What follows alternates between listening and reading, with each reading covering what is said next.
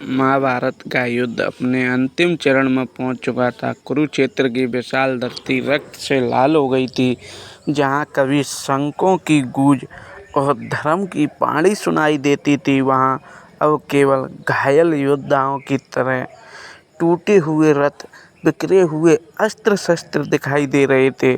सूर्य धीरे धीरे अस्त होने की ओर बढ़ा।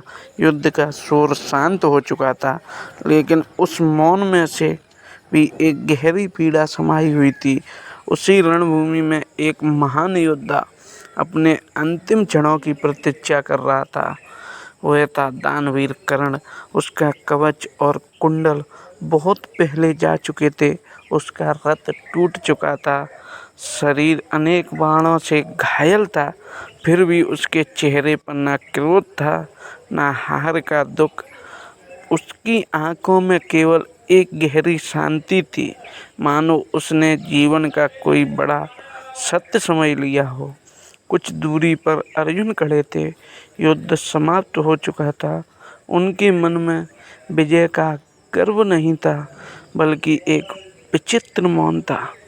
सामने पड़ा योद्धा उनका सबसे बड़ा प्रतिद्वंदी था, लेकिन उतना ही महान।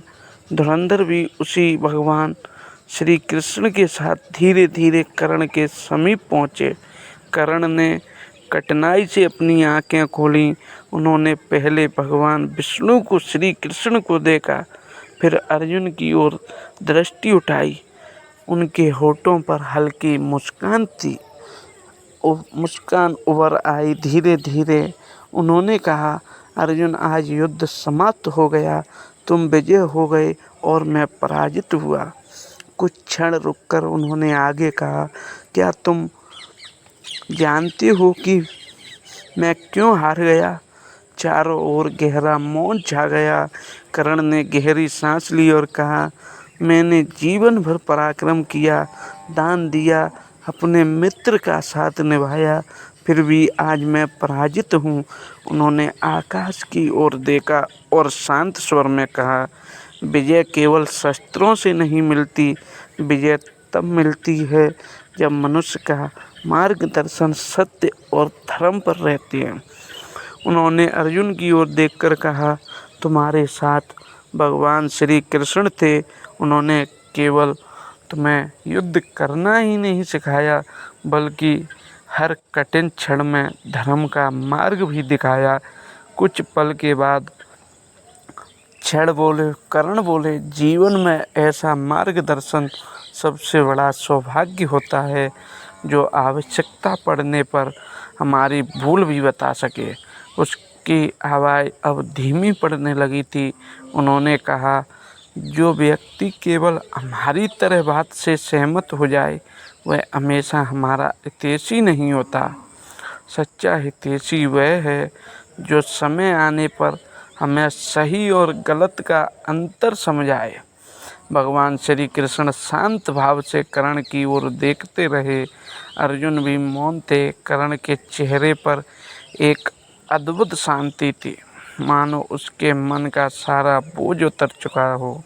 धीरे धीरे उसकी सांसें शांत होने लगी और रणभूमि में फिर से मौन छा गया।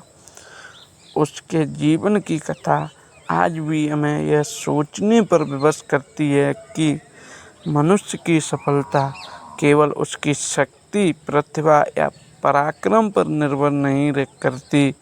सही मार्गदर्शन, धर्म और विवेक भी उतने ही आवश्यक हैं। इस कथा से हमें 3 महत्वपूर्ण सीख मिलती हैं। पहली, केवल समर्थ पर्याप्त नहीं, सही मार्ग का चुनाव उतना ही आवश्यक है।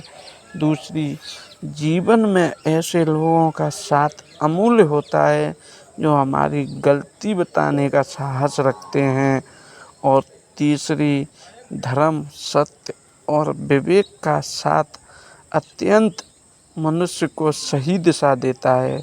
यही कारण है कि महाभारत केवल एक युद्ध की कथा नहीं, बल्कि जीवन के गहरे सत्य और धर्म की शिक्षा देने वाला महाग्रंथ माना जाता है।